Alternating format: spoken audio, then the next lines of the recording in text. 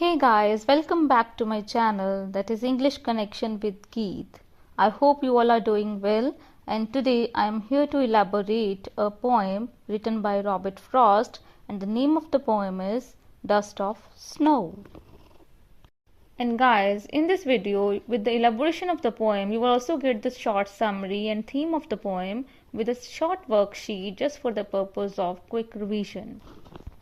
Dust of snow एक short poem है जो ये बताती है कि स्मॉल अनएक्सपेक्टेड जो मोमेंट्स होते हैं हमारी लाइफ में वो कैसे सडनली हमारी फीलिंग्स को चेंज कर देते हैं।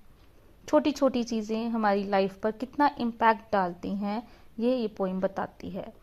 जैसे इस पोइम में क्या है, पोइट का एक बहुत बुरा दिन गुजर रहा होता है, वो काफ़ी सैड होता है। अचानक से एक छोटा सा इंसिडेंट होता है जिससे उसका मूड चेंज हो जाता है, उसकी फीलिंग्स बदल जाती हैं और जो वो दिन उसे लग रहा था कि उसने वेस्ट कर दिया, उसमें कुछ अच्छा नहीं हुआ, अचानक से वो दिन उसे बेटर फील होने लग जाता है।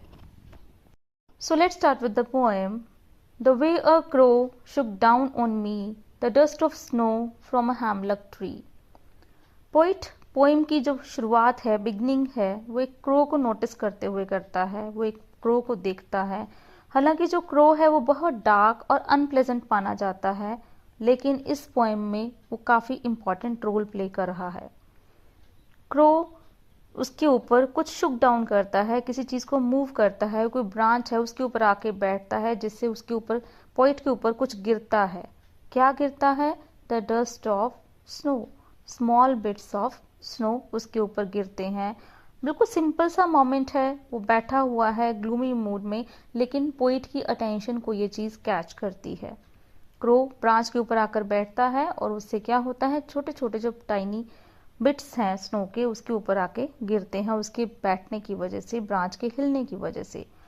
और वो किस ट्री पर आकर बैठता है? हेमलॉक ट्री पर। हेमलॉक ट्री जो है वो एक सिंबल माना जाता है सॉरो का, डेथ का, लेकिन यहाँ पर वो पोइट की लाइफ में पॉजिटिविटी लेकर आ रहा है।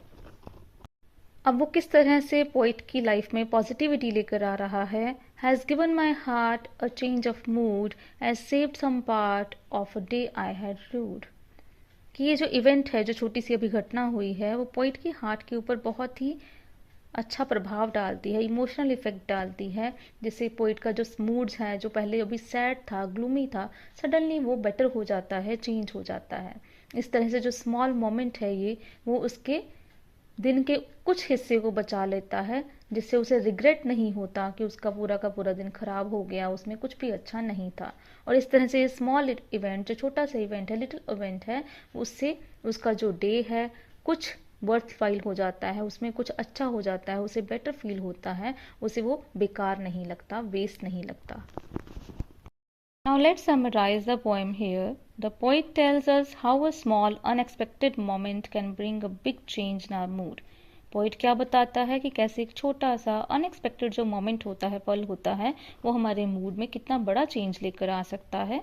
The poet was having a bad day, but when the crow Shuk snow of a hemlock tree it fell on him and he felt better. Poet का दिन बहुत बुरा जा रहा था, लेकिन जब क्रो हैमलॉक ट्री की ब्रांच को हिलाकर उसके ऊपर थोड़ी सी स्नो गिराता है, उससे वो बेटर फील करता है। So the little act of nature made him feel happier and save the rest of his day from being wasted. इस तरह से नेचर का किया हुआ जो छोटा सा एक्ट है, इससे उसे अच्छा फील हुआ, वो उसने हैप्पी फील किया और उसका बाकी जो बचा हुआ दिन था वो बेकार होने से, वेस्ट होने से बच गया। So basic theme of the poem is that even small things in nature can bring joy and change our thoughts. Basic theme क्या है कि नेचर की जो छोटी छोटी चीज़ें हैं वो हमारे जॉय, हमारे थॉट्स की जो प्रोसेस को सबको बदल सकती हैं। Every moment has the power to make a difference. हर एक पल में ये पावर होती है कि वो एक बदलाव लेके आ सके, डिफरेंस क्रिएट कर सके। Small thing is life can have a big positive impact. छोटी छोटी चीज़ों से हमारी ज़िंदगी के ऊपर बहुत ही पॉजिटिव इफेक्ट हो सकते हैं। Now time for the quick revision through MCQs and multiple choice questions. There are few questions given. You can go through them and check your understanding of the poem, and do let me know how many were correct.